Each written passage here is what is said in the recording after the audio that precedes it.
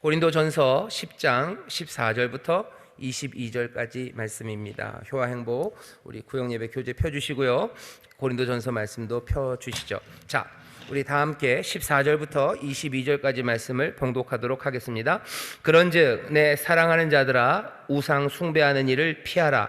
나는 지혜 있는 자들에게 말함과 같이 하노니 너희는 내 이르는 말을 스스로 판단하라.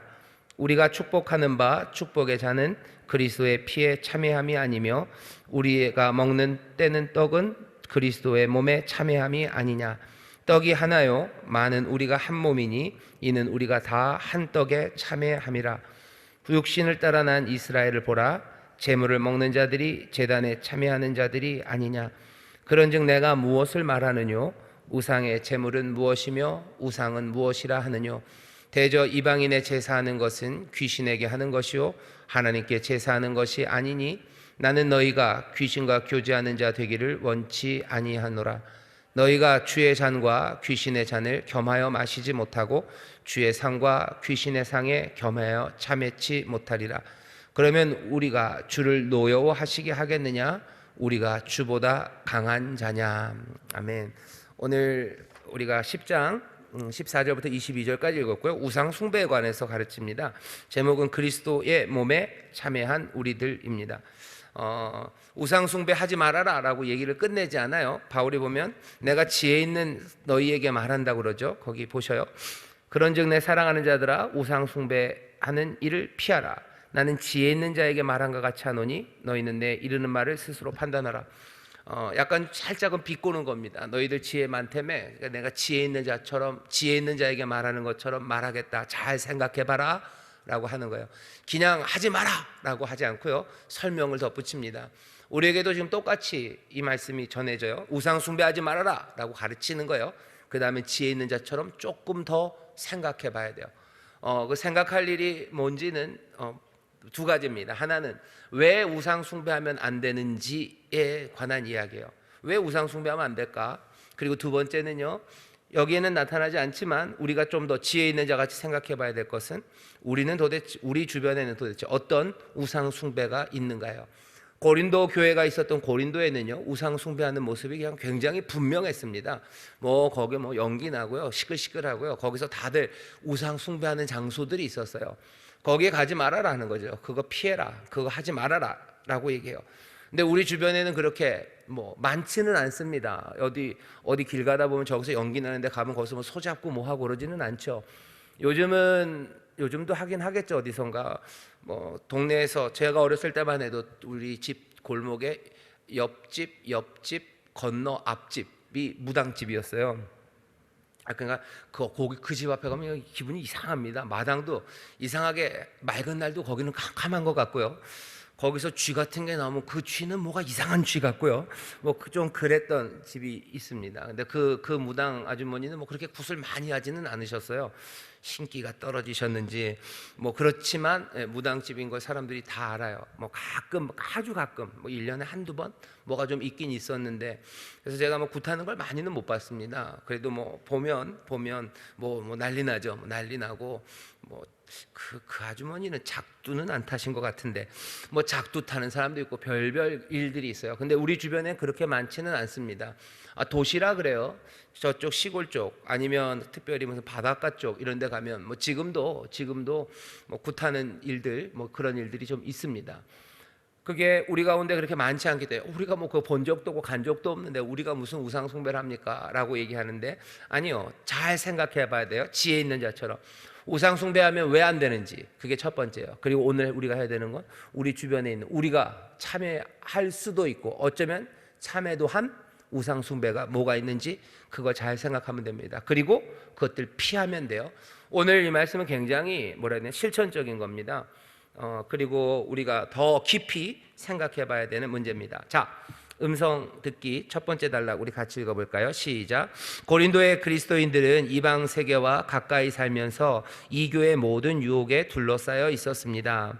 바울은 이들에게 우상 숭배하는 일을 피하라 명령합니다. 이 명령은 고린도전서 6장 18절에 음행을 피하라와 같습니다. 음행이 명백한 죄이듯이 우상 숭배도 그러합니다. 고린도 교인들처럼 그리스도 안에서 하나님이 주신 자유를 낭비하며 흥청거리는 그리스도인들은 너무나 쉽게 진리에 대해 타협합니다. 바울은 그리스도인에게 자유가 우선적이라는 것을 주장하지만 우상 숭배에 대한 경박하고 부주의한 태도에 대해 경고합니다. 네, 우상 숭배하는 일을 피하라고 얘기해요. 여러분들, 전에는 고린도 교회 모든 성도들이요, 지금 고린도 교회 성도가 됐지만 아마도 이전에는요, 이 사람 몽땅 다가요 고린도에 사는 우상 숭배에 다 참여했었을 겁니다. 얼마나 열심히 참여하는지 덜 참여하는지 차이는 있겠지만요, 모든 고린도 교회 지금 성도들은요 다 우상 숭배에 참여했던 사람들입니다. 그러니까 자기들은 그렇게 사는 건 줄 알았어요. 그렇게 살아왔어요. 그렇게 이방 신들을 섬기며 살아왔던 사람들에게 바울이 지금 우상 숭배를 피하라고요, 굉장히 강력한, 그리고 어쩌면 도전적인 이야기를 하는 겁니다. 왜냐하면, 왜 그 얘기를 하겠습니까? 고린도 교회에 와서 이 사람들이 예수를 믿고 성도가 되어서 몽땅 다 우상 숭배를 안 한다면 이 얘기 필요 없어요. 그런데 뭐 하는 거예요? 하나님의 사람, 그래서 그리스도의 몸된 교회가 되었지만 여전히 우상 숭배하는 사람들이 있기 때문입니다. 왜냐하면 그렇게 살아왔기 때문이에요. 내가 그렇게 여태까지 살아왔고요, 그리고 또 여전히 내 친구들은요 그렇게 살아갑니다. 그러니 그냥 내가 하던 대로 내 친구들 따라서 나는 그 일 해요. 고린도 교회 성도, 고린도 교회 안에, 그리스도의 몸된 교회 안에 성도가 되었음에도 우상 숭배를 합니다. 그러니 바울이 얘기하는 거야. 우상 숭배를 피하라라고 말합니다. 명백한 죄고, 그러니 분명하게 경고하는 겁니다. 음행을 피하라고 한 것과 문장 형태가 똑같아요. 뭐 피해라 그러니까 뭐 좀 조금 약한 건 아니냐. 아니요, 음행을 피해라 라고 말했을 때도 당연히 음행은 명백한 죄죠. 그래서 하면 안 되죠. 우상 숭배도 마찬가지입니다. 고린도 교회 성도들에게 바울이 하는 말이에요. 우상 숭배 안 된다라고 얘기하는 겁니다. 대수롭지 않은 일 아닙니다. 이건 정말 대수로운 일입니다. 아, 그리스도인은 자유한 거 아닙니까? 그리스도인의 자유에 해당하지 않습니다. 우리는 그리스도인의 자유함이 있어서 어떤 것에도 묶이지 않았으니 우리는 자유해요. 그러니 뭐 음행을 할 수도 있고 뭘 할 수도 있고 뭐 심지어 뭐 살인도 할 수 있고 뭐 그렇습니까? 아니죠. 할 수 없는 일들이 분명히 있는데 우상 숭배하는 건 그리스도인들이 할 수 있는 일이 아닙니다. 그리스도인의 자유에 해당하지 않습니다. 뭐 여러 가지 자유가 있어요. 여러 가지 이전에 묶였던 것에서 우리를 자유케 하셨는데요, 우리가 그러니 자유해졌으니 우상 숭배도 할 수 있다. 이전에 했던 것 그냥 그대로 다 해도 되고, 내 친구들 여전히 하는 거 나 그대로 다 해도 된다. 왜? 그리스도인은 자유하기 때문에. 그건 아니에요. 그건 아닙니다. 모든 것들이 다 막힌 건 아니지만 적어도 여기 오늘 바울은 우상 숭배, 그 일은 피하라고 얘기하고 있습니다. 다시 한번, 분명한 죄, 명백한 경고, 대수롭지 않은 일 아닙니다. 이건 해서는 안 되는 일입니다. 왜 하면 안 되는지 그 이유가 설명되어 있습니다. 그 이유가 두 번째 단락 우리 같이 읽어보시죠. 시작. 바울이 15절에서 자신의 말을 지혜롭게 헤아려 보라고 말하는 것을 볼 때 그는 이 점을 상당히 신중하게 논하는 것 같습니다. 그는 많은 말을 하지 않았습니다. 본격적으로 이상적인 예배의식, 성찬의 성례에 기초하여 논증을 전개합니다. 성찬은 우리를 예수 그리스도 안에서 연합된 몸으로 만들어주는 의미가 있습니다. 메시아의 살과 피에 참여하는 것입니다. 이 성례에 참여하는 사람들은 협력자들이 됩니다. 자, 보셔요. 왜 우상 숭배를 안 해야 되는지 여러 가지 말로 설명할 수도 있었을 거예요. 하지만 그 여러 가지 말들 말고요, 아주 그냥 딱 하나로 얘기합니다. 뭐냐면 고린도 성도들, 너희들 예배하는 사람들 아니냐 하는 거예요. 너희들 예배하는 사람들 아니냐.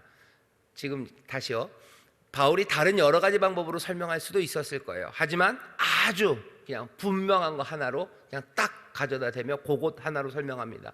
너희들 예배하는 사람이에요. 고린도 교회들은 당연히 예배할 때 뭐합니까? 성찬에 참여합니다. 그 떡과 그 잔을 함께 먹고 마시고요, 먹고 마실 때마다 여러분들 뭐 뒤에 나오겠지만 고린도전서 11장에 보겠지만 이건 주께 받은 거예요.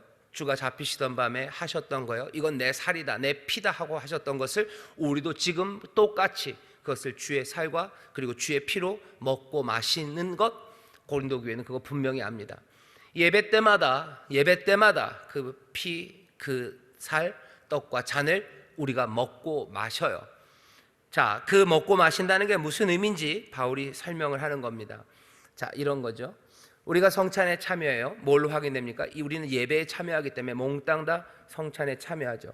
그것을 먹는다는 건 피와 몸에 참여하는 겁니다. 여러분들 여기 성경에 18절 보면 그렇게 되어 있어요. 육신을 따라 난 이스라엘을 보라. 제물을 먹는 자들이 제단에 참여하는 자들이 아니냐. 제물을 먹습니다. 정말로 제사 드리는 건 제사장들이 해요. 제사장들이 하지만 그 제물을 사람들이 먹습니다. 그러면서 그 모든 먹는 사람들이 그 제단에 함께 참여하는 거예요. 그런 것처럼 우리도 예배에 참여해서요, 성찬 그 잔과 떡을 먹고 마시면 예수 그리스도의 한 몸에 우리가 참여한 사람이 돼요. 우리가 그러니까 그리스도의 삶 안으로 우리가 들어갑니다. 그 몸과 그리고 그 피가 우리 안에 들어오고요, 우리도 그래서 그리스도 안에 들어가요. 그러니 바울이 논증하는 바는요, 그러니 어떻게 되는 거예요? 한 떡을 먹는 우리는 그것 안에서 다 한 몸이에요. 우리 몽땅 다 그리스도와 하나가 됐죠. 근데 우상 숭배는 귀신과 교제하는 거예요. 그냥 쭉 이어가야 되겠대요. 우리는 그러니까 하나님과 교제하죠. 성찬을 통해서, 예배를 통해서 하나님과 교제하며 한 몸이 되는데, 문제는 뭐가 되냐면 우상 숭배라는 걸 사람들이 그냥 우리가 가서 사람 만나러 가는 거고 하던 일이라 가는 거지. 아니에요. 우상 숭배하는 건 귀신과 교제하는 거예요. 근데 우리 안에는 그리스도가 계셔요. 그래서 우리가 가면 우리와 함께 그리스도를 교제시키는 게 되는 거예요. 얘기는 그런 겁니다. 결국 예배한 사람이, 성찬을 먹고 마신 사람이 우리가 거기 가서 귀신과 교제하기 시작하면요, 우리 안에 있는 그리스도를 귀신과 교제시키는 게 되는 거예요. 내가 그냥 나 사람 하나가 가는 게 아니라 그리스도가 가는 거죠. 그러니 논증은 어떻게 되냐면요, 그리스도를 귀신과 교제할 수 있게 할 수 있냐, 네가 가면서 그리스도랑 귀신을 교통하게 하나 되게 할 수 있냐. 하나 되게 할 수 없어요. 왜? 우리가 주보다 강한가? 이건 강제로 하는 거죠. 그리스도는 분명히 귀신이랑 교제하기 싫은데 내가 그냥 끌고 가는 거예요. 내가 그리스도를 끌고 가서 내가 그 그리스도를 귀신과 교제하게 강요할 수 있느냐? 그럴 수는 없는 것 아니냐? 그럴 수 없는 거 아니냐? 바울이 갖고 있는 논증의 얼개는 그렇게 되는 겁니다. 예배하는 사람, 그래서 성찬 그 떡과 잔을 먹은 사람은 거기 우상 숭배하러 갈 수 없어요. 그건 내가 그리스도를 강제하는 거예요. 내가 그리스도와 한 몸이 됐는데 우리가 그 귀신과 교제하면 어떻게 되는 겁니까? 그리스도와 귀신이 교제하게 만드는 거예요. 힘센 사람은 그거 할 수 있습니다. 너 일로 와, 얘랑 만나. 우리는 사람, 내가 더 세면 그렇게 할 수 있어요. 사실 그것도 좋진 않죠. 근데도 그렇게 할 수 있지만 우리가 그리스도보다 강한가? 아니, 강하지도 않으면서 어떻게 그리스도와 교제함으로 한 몸 된, 그리스도와 한 몸 된 사람들이 귀신과 교제하는 우상 숭배하는 자리에 가서 강제로 그리스도를 귀신과 교제하게 할 수 있냐? 없지 않냐? 없지 않냐? 그럴 수는 없지 않냐? 주가 나를 다스리시는 거지, 내가 주를 강제하는 건 아닌데 어떻게 우상 숭배하는 그 자리로 갈 수 있냐고 지금 바울이 우리에게 설명을 하는 겁니다. 결국은 뭐예요? 그럴 수 없다. 그럴 수 없다. 우리는 그럴 수 없다. 당연히 그렇게 하면 노여워하시겠죠. 22절 보면 그러면 우리가 주를 노여워하시게 하시겠느냐. 힘도 안 되고 깜도 안 되는 것들이 그리스도를 데려다가 저기 귀신과 교제하는 데 가면 노여워하지 않으시겠느냐. 우리가 주보다 강하냐? 강하지 않다는. 같이 읽어보겠습니다. 예배자들은부터 읽어볼까요? 시작. 예배자들은 영적 실체에 코이노니아 하는 것입니다. 즉 성령의 교통하심으로 그리스도의 생명에 참여하는 사람들입니다. 예배에 참여하여 말씀을 듣고 기도하고 찬양하여 예수 그리스도를 영접하는 시간을 통해 삶이 변화되고 새 힘과 새 약속을 받습니다. 세상이 알 수 없는 전혀 다른 복된 시간이 예배의 시간입니다. 그러기에 예배를 포기할 수 없음은 예배가 곧 우리의 생명과 같기 때문입니다. 거기까지요. 예배를 통해서 우리는 그리스도와 하나 되어 다시 또 하나 되고 말씀을 듣고 또 그 약속을 다시 한번 기억하며 우리는 그리스도의 생명에 참여합니다. 그 다음 읽겠습니다. 시작. 바울은 성천과 예배에 참여하는 그리스도인이 우상 숭배적인 잔치에 참여하게 된다면 주의 잔과 귀신의 잔을 겸하여 마시는 꼴이 되니 우리는 주의 상에 참여할 자격이 없다고 말합니다. 우상 숭배의 자리는 육의 교제에 유익할지 모르나 하나님의 노여움을 불러일으키며 분열이 잦고 폭력적인 힘을 부추길 뿐입니다. 보이지 않는 영적 싸움을 간과하지 마십시오. 거기까지요. 우상 숭배의 자리는 육의 교제에 유익할지 몰라요. 사람들은 뭐라 생각해요? 우리가 간다 하는 거예요. 사람이 사람 만나러 가는 거예요. 내가 늘 하던 거니까 내 친구들 거기서 그냥 사람 만나러 간다라고 생각할지 몰라요. 남들 그렇게 하니 난 거기서 교제할 거예요라고 할지 모르지만 너희는 예배하는 사람들이에요. 너희는 그 떡과 잔을 먹은 사람이에요. 네가 그리스도와 한 몸 된 사람인데 너희가 어떻게 귀신을 예배하는 거기에 그리스도를 모시고 갈 수 있냐? 그거 노여하지 않겠냐? 너희가 주보다 더 강하냐? 육의 교제라고 생각하지 말라는 거야. 네 몸만 간다고 생각하지 말아라. 너는 뭐야? 너는 예배하는 너는 그 잔과 그 떡을 먹고 함께 뗀 너는 그리스도와 한 몸인 사람이다. 그러니 네가 가는 것 사람이 가는 거 아니에요. 그리스도가 가는 거고 거기서 귀신의 자녀면 거기서 함께 거기에 참여하기 시작하면 네가 아니라 그리스도가 거기에 참여하게 되고 섞이게 되는데 그리스도가 그거 감당하시겠냐? 그거 기뻐하시겠냐? 그거 노여워하지 않으시겠냐? 네가 그걸 강제할 만큼 네가 주보다 강하냐? 그것 아니니 예수를 믿는 사람, 예배하는 사람, 함께 성찬을 나누는 사람들, 우상 숭배하는 것 거기에 갈 수 없다라고 지금 우리에게 다시 한번 설명하는 겁니다. 우상 숭배하는 자리에 있는 건 그냥 내가 혼자 가는 거 아니에요. 사람이 사람 만나러 가는 거 아닙니다. 거기에는 내가 내 몸이 아닌 것처럼 내가 내 몸이 아니에요. 나는 그리스도의 사람입니다. 내 안에 그리스도가 사셔요. 내가 그리스도 한 몸 된 사람이에요. 내가 우상 숭배하는 곳, 귀신을 섬기는 곳에 가서 교제한다면 내가 그리스도와 귀신을 교제시키는 거예요. 우리는 그런 능력이 없는 사람들입니다. 하나님이 노여하셔요. 주님이 노여하십니다. 자, 파란 글자 그 뒤에 다 마저 읽겠습니다. 시작. 마귀는 결코 적당히 다룰 수 있는 세력이 아닙니다. 타협은 교만이나 타락보다 훨씬 더 큰 위험 요소입니다. 타협을 하면 쟁점이 흐려지고 예수님 안에 있는 진리와 반대될 뿐 아니라 진리를 혼동시켜 영적인 모조품을 허용하게 되기 때문입니다.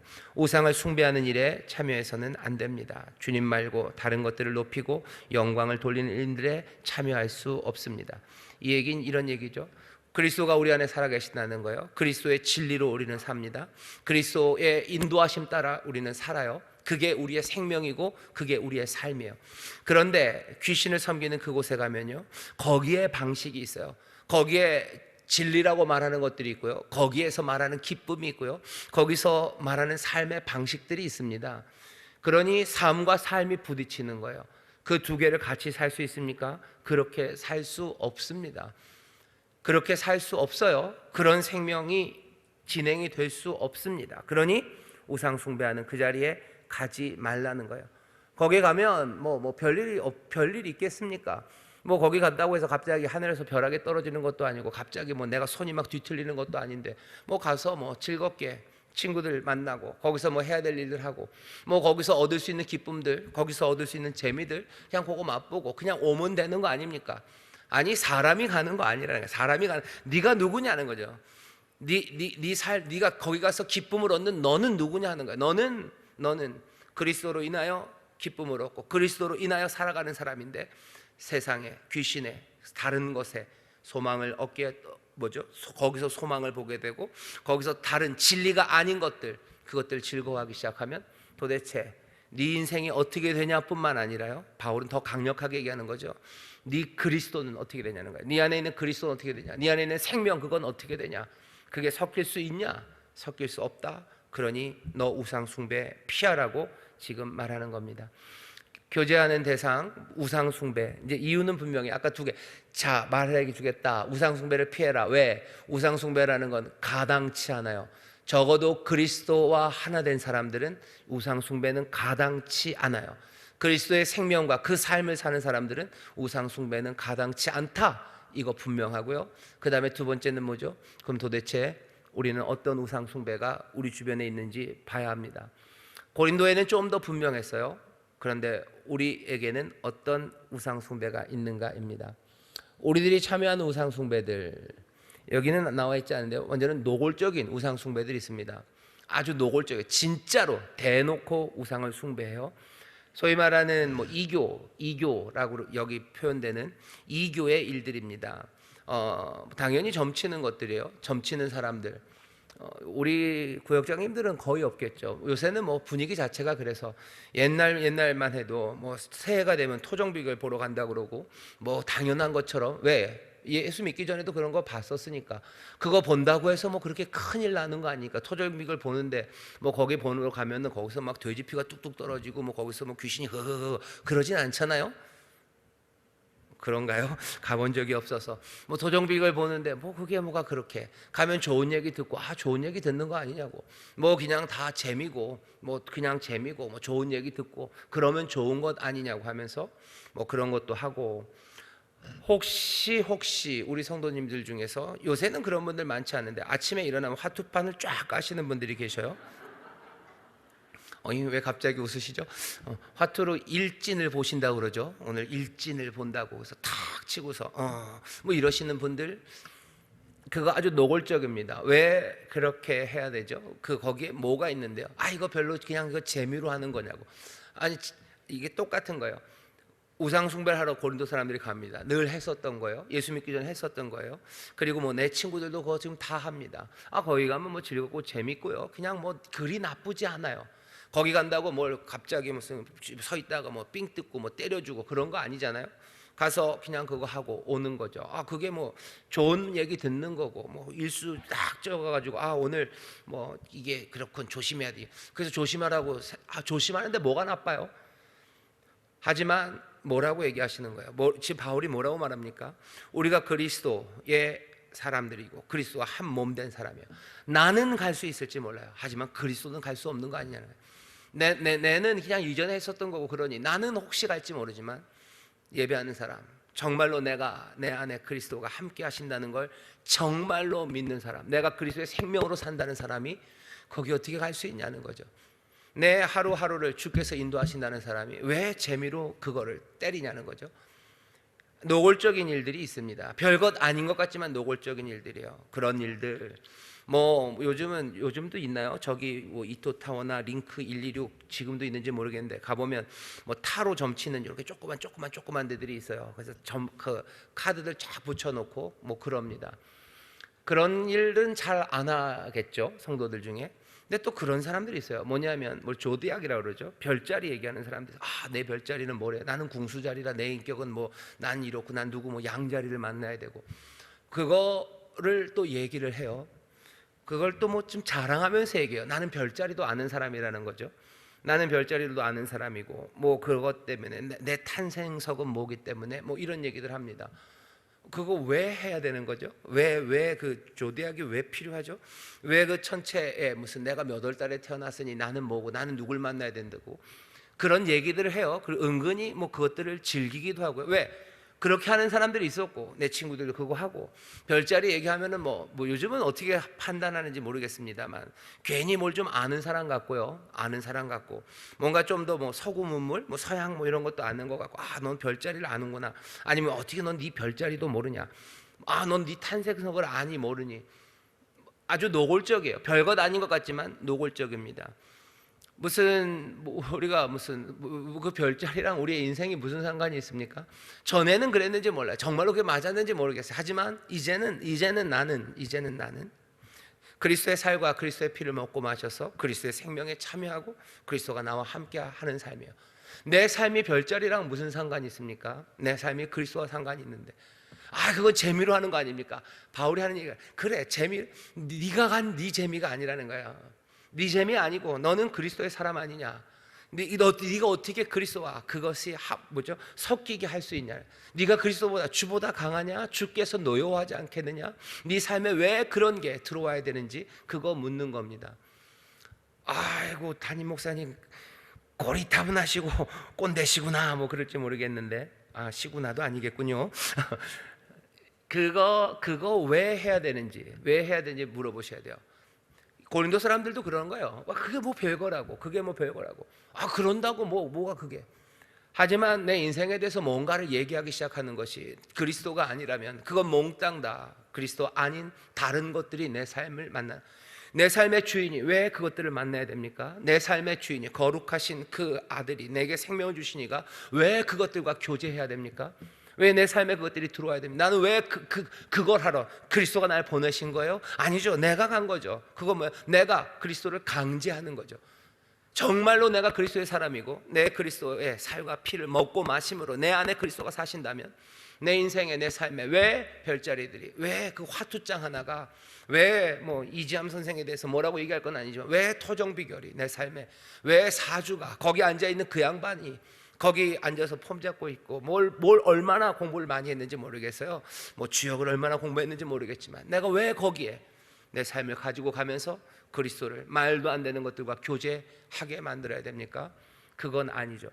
노골적인 일들이 있습니다. 노골적이지만 은근한 노골적, 진짜 노골적인 것들도 있어요. 요즘 뭐 보니까 뭐 나오던데 무슨 소 잡아서 껍질 벗겨가지고 제사 지내는 사람들이 있어요. 거기에 왜 갑니까? 그런데 왜 가죠? 도대체 거기에서 일어나는 일들에 대해서 뭐 재미로 고기 얻어 먹으시려고요? 그냥 나중에 다 끝나면 고기만 먹으러 가시든지. 어쨌든 노골적인 우상 숭배들이 우리 중에 분명히 있습니다. 이것들은 꽤나 만연해 있어요. 노골적인데도 그냥 만연해 있어요. 별거 아닌 거라고. 다시 한번 말씀드려요. 고린도 교회 사람들도 별거 아니라고 생각했어요. 왜? 예수 믿기 전에 늘 있었고 내 친구들도 여전히 거기 가서 사고 거기 가서 참여하는 사람들이 뭐 그렇게 이상한 사람들도 아니에요.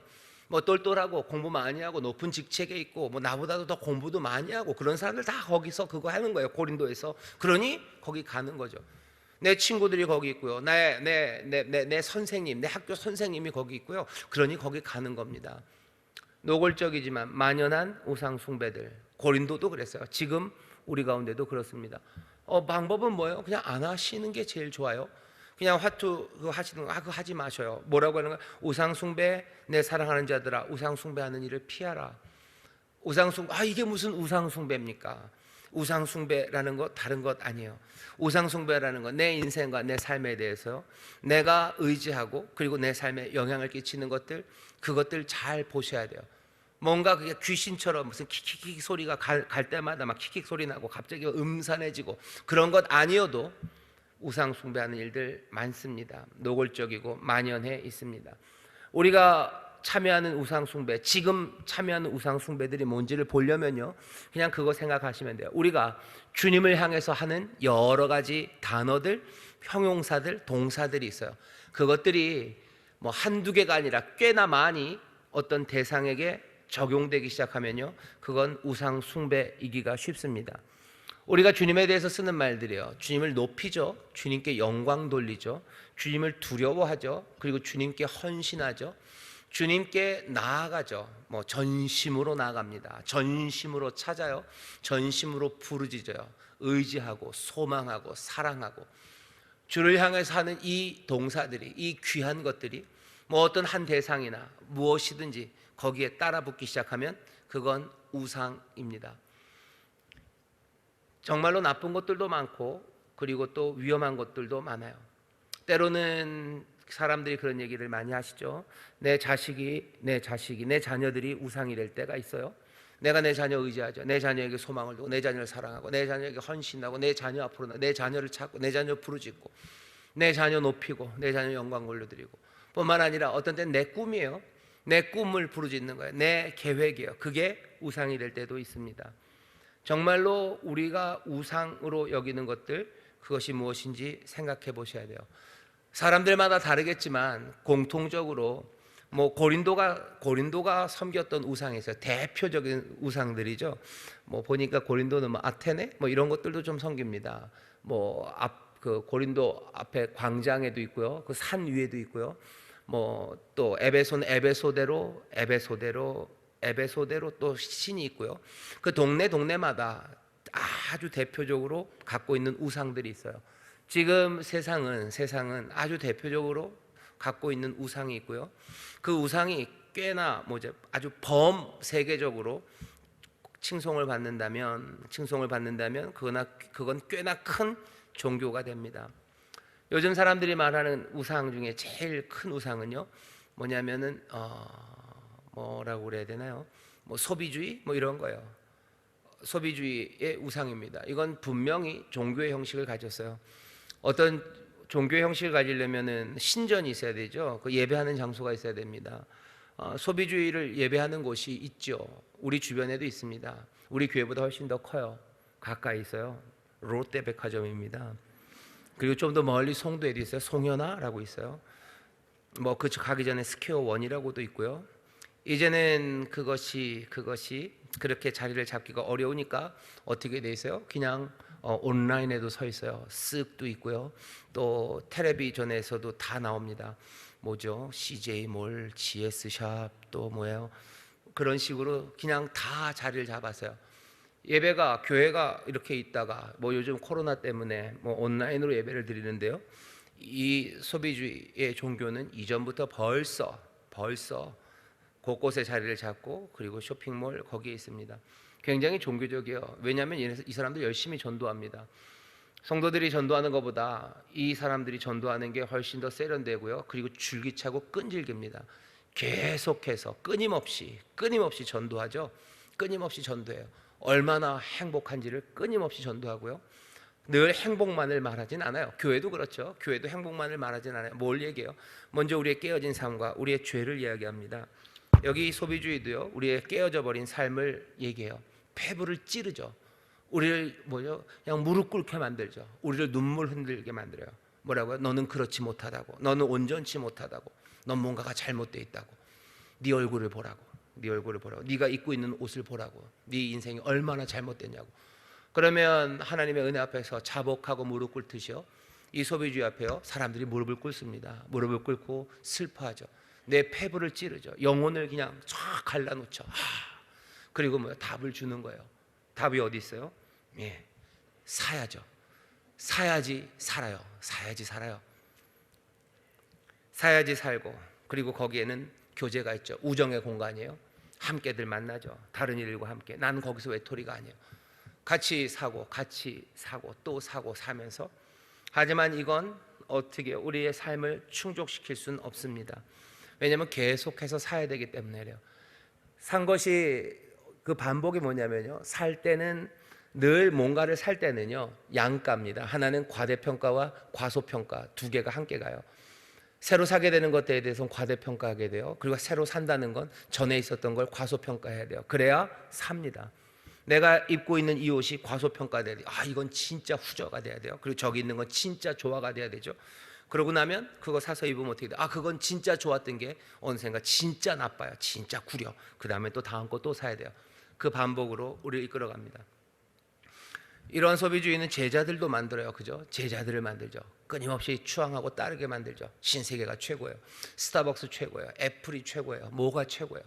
뭐 헤르메스가 최고예요. 루이비통이 최고예요. 거기에 제자들을 만들어요. 헌신하고 그걸 따라가요. 늘 바라보죠. 늘 바라봐요. 전심으로 찾고 부르짖습니다. 그리고 거기에 헌신하고 거기에 영광을 올려드려요. 그리고 거기에서 기쁨과 소망을 맞이하고 때로는 그 앞에서 눈물 흘리고 그리고 또 거기서 또 행복을 찾고 그리고 함께 교제해요. 우리의 삶 가운데 이런 일들이 있습니다. 이런 일들이 있는데 어디에 있는지 잘 보세요. 또 하나 지난주에 설교에도 말씀했지만 SNS도 굉장히 비슷합니다. 거기에서 인생의 의미를 찾아요. 거기서 기쁨과 소망이 있어요. 거기에 헌신합니다. 거기에 내 삶을 드려요. 그리고 거기서 만족하고 그리고 SNS가 나에게 뭔가 잘못됐다고 선고를 내릴 때 사람들은 가슴 치며 무릎을 꿇어요. 내 삶의 주인이 뭐가 되는지 잘 보셔요. 우리들이 참여하는 우상 숭배들이요, 많이 있습니다. 그것들 피하라고 그랬어요. 피해라. 그것들 피해라.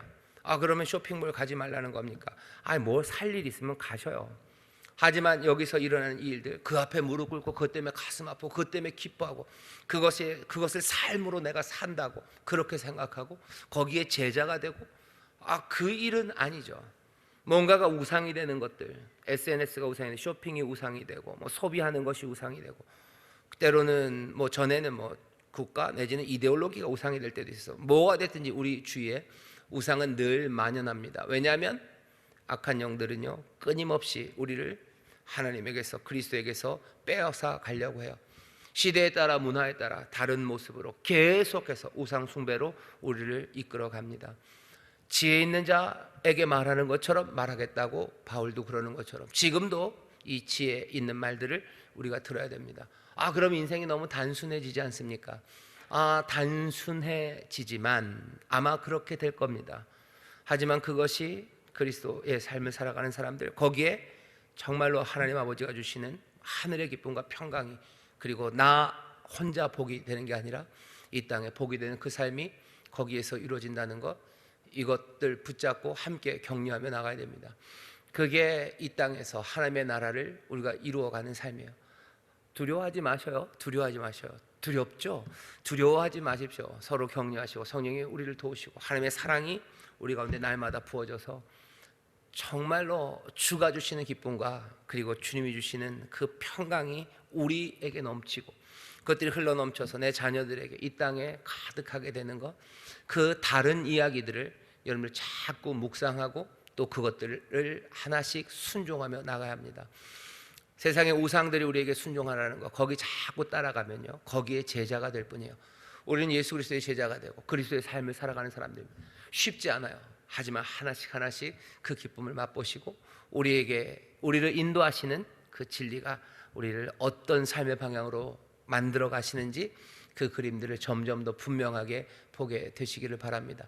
지난주에도 그 설교를 했는데요, 자랑이 많은 세상에서, 이 자랑이 난무하는 세상, 자랑거리에 목매서 쫓아다니고 이거 자랑하고 저거 자랑, 계속해서 자랑하려는 그 세상이 만들어내는 허무함과 그리고 그 뭐라 해야 되나요, 슬픔, 두려움들, 그것들에서 우리가 자유함 얻을 뿐만 아니라 다른 사람들도 자유케 하는 것, 그렇게 복이 되는 복된 사람들 되는 길은 자랑을 멈추고 정말로 내 삶의 든든함과 그리고 내 삶의 영광이 뭔지 그것들을 다시 한번 분명히 붙잡고 누군가 정말 물어본다면 거기에 대해서 대답해 줄 수 있는 우리가 되어야 합니다.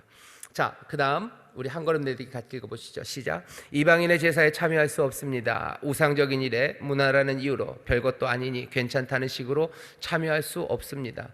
우상은 별것이 아니지만 우리가 참여하는 주님은 너무 귀하고 중요하기 때문입니다. 재미로라도 점치는 일, 사주 보는 일, 운세를 보는 일이 있다면 당장에 멈춰야 됩니다. 당장 멈춰야 될 것, 그냥 툭 멈추시면 됩니다.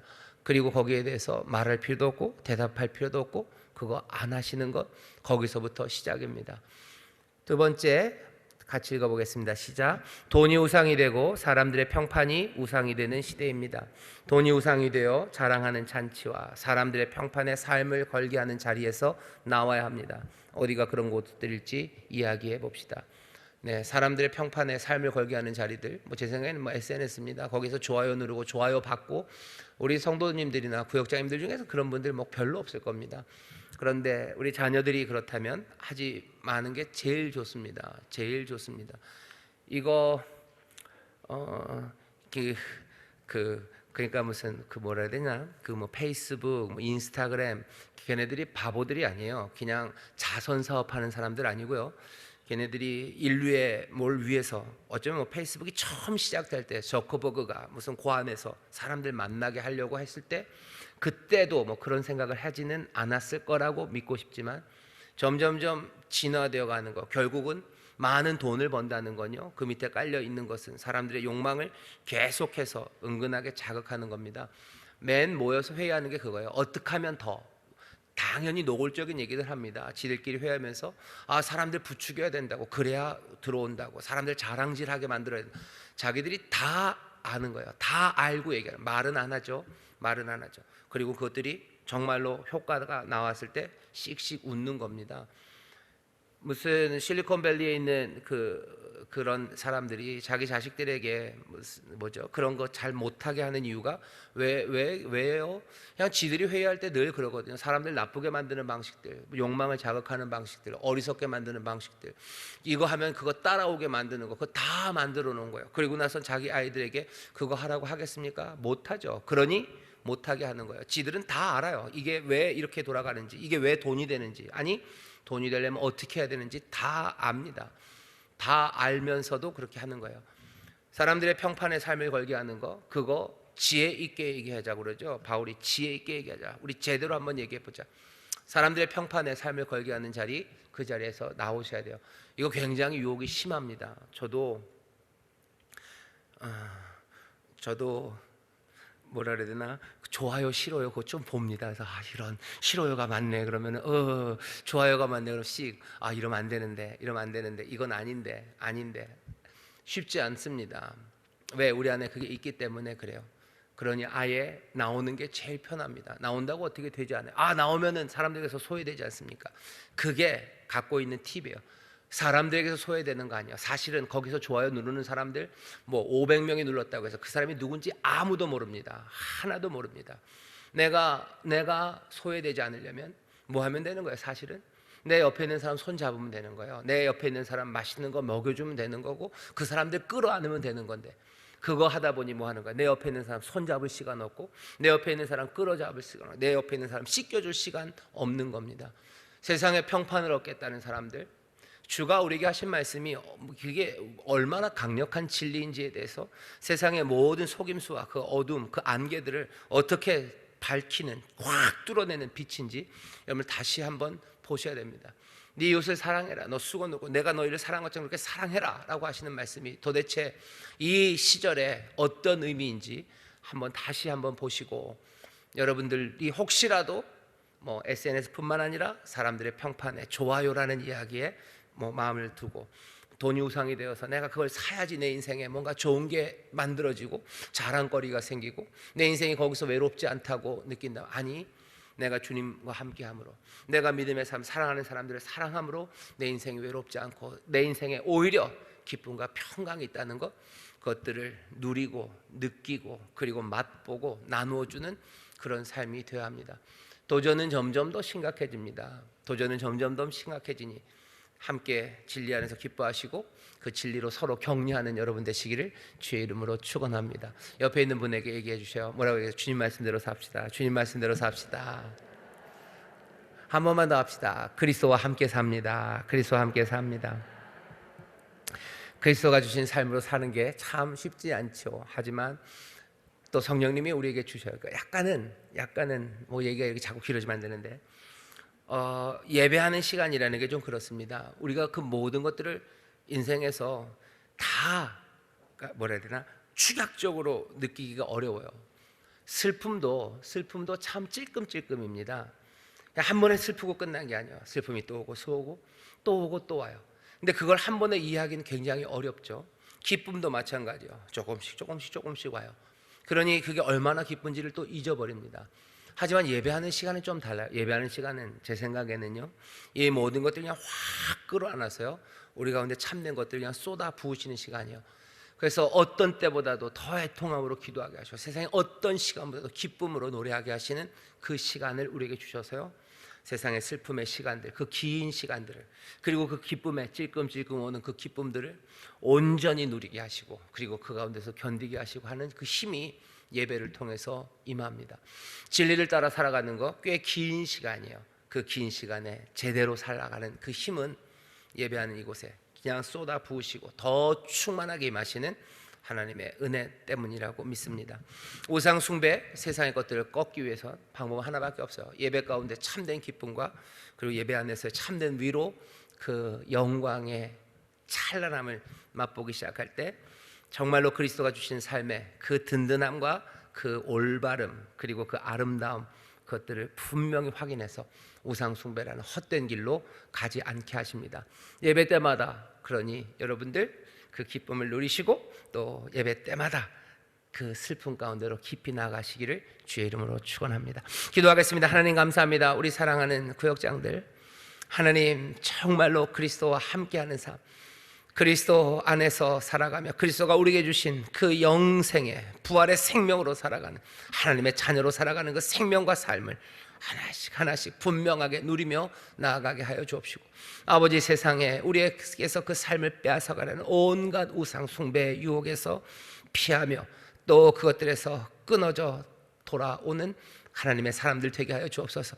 그렇게 복된 구역장들 되게 하시니 이제 또 복이 되게 하실 줄 믿사오니 많은 사람들에게 우상 숭배 말고 그리스도 안에서의 생명을 증거하고 전하고 선물로 내어주는 우리 구역장들 되도록 성령님 은혜로 채우시고 또 그 발걸음을 인도하여 주옵소서. 축복합니다. 주여, 그리스도 안에서의 생명의 풍성함, 아버지가 마련하신 그 영원하심이 주여 우리 사랑하는 구역장들의 삶에서 정말 하늘에 신령한 것, 땅에 기름진 것들로 채우시는 그 은혜의 선명함과 그 도심의 그리고 놀라움이 우리 구역장들의 수고와 헌신과 가정과 삶과 그 모든 구역에서 넘치게 하실 줄 믿사오니 하늘의 영광을 누리며 살아가는 복된 이들이 되게 하여 주옵소서. 감사드리며 예수님 이름으로 축복하며 기도하옵나이다. 아멘.